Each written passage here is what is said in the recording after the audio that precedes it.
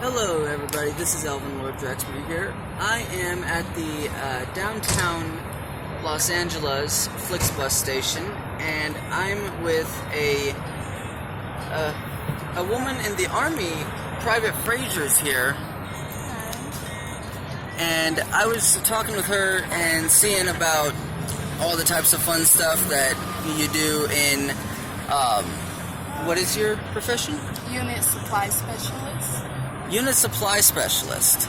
And she is going to help us understand this a little bit better, so that those of you that are wanting to join some branch of the Army or some form of the military, that you don't think that certain things mean what you think they mean. They actually mean something entirely different. That's other stuff. So what should I talk about first? Well, unit supply specialist. What specifically does that entail? Well, basically I do the maintenance, supervision of all Army supplies, all the orders that come in and stuff. I make sure I get accountability for them, including weapons. Just make sure everything's accounted for and we have those supplies for my unit. And what specifically, what would you say the average thing you have to do in the office is? The average thing I do every time, because I'm reserved, so I only work once a month. I say every time I report in, the average thing we do is a maintenance, we have to get accountability for everything. So all the imported things like the guns, the machines, all the important items, we have to get the serial number down, make sure everything's accounted for, and we're not missing anything, or that could be really bad. And just make sure everything is organized and clean and stuff. So basically a military accountant. Would you say that you qualify for that position for accountant? Not really accountant, because I don't really work in an office towards as in hitting in the prices and stuff. I mean, there is things where you have to pay in the prices for orders and stuff, but that's for higher ranks. I would say more work in a supply room at a job. Say if you work at any job that requires any supply of things, any accountability of things and stuff, and new shipment that comes in, that'll be my job, Bill. Okay. So let's get to a topic that most people misconstrued. Deployment. Yes, people assume that since if you get deployed, that automatically means you're going to war and stuff. And you get deployed, yes, you're going to another state and they are going to deploy you, but you get deployed for your job. So say if you work in an office, and say you're in the United States and they need somebody for you that have your job in Germany, they could deploy you to Germany to work your job that you work here just in Germany. That's deploying. If you get deployed in combat, it's mainly because you have a combat job. That's your job. So it will make sense that you get deployed there. So I think that's the main thing. People scared you get deployed, you go to war and stuff, and that's not the case at all. They have enough people working in combat. It wouldn't make sense for them to take the supply sergeants and throw them in a war, because who's going to supply them now? So it's a things to things, just people get misconstrued of things just because what happened back in the day past. They don't random deploy people to war no more and none of that. So, in terms of, let's say, so you only go once a month, but about how many hours are you, there? Or, how many days? Well, it just depends on what our duty is of Like this month, we had to do LHI, which is our medical, get our medical check and stuff, shots and stuff, make sure we're healthy. And I only worked 2 days this month. But last month I worked 4 days because we had to do like a lot of preparation and stuff. So it took 4 days. But every summer, reservists work 2 weeks straight every summer for you doing like a combat training, because at the end of the day, you still in the army, so they want to make sure you still know how to shoot a gun properly and stuff, know like the basics to combat battle. So you go through that training every summer for 2 weeks. So it just depends on what is the activity of that month. So, what would you have to say for anybody that wants to join a branch of the military? Well, I can't speak for other branches because I'm Army. I don't know how other branches do their So for the Army, because they have different rules. But for the Army, I say if you join like active reserve, it just depends on what you're getting out of it, and it isn't for everybody. Not everybody is strong enough or could deal with the certain discipline it will require you to go through the training to become an Army. So if it's not for you, it's not for you. But if you have no plans in life and stuff, don't know what you're doing, but you know you want to make money and be successful, going active is a start, I say. But me, I got a job and stuff. I just wanted help getting paid towards my tuition because my tuition's paid off. And that's why I did reserve, working part-time. Reserve is basically part-time in the Army. So that's why I choose to work part-time in the Army, so I could do whatever I want, but still get that extra assistance that I need. If I was active, I wouldn't be able to do school full-time like I wanted. I wouldn't be able to work the job that I'm working. Oh, that's nice.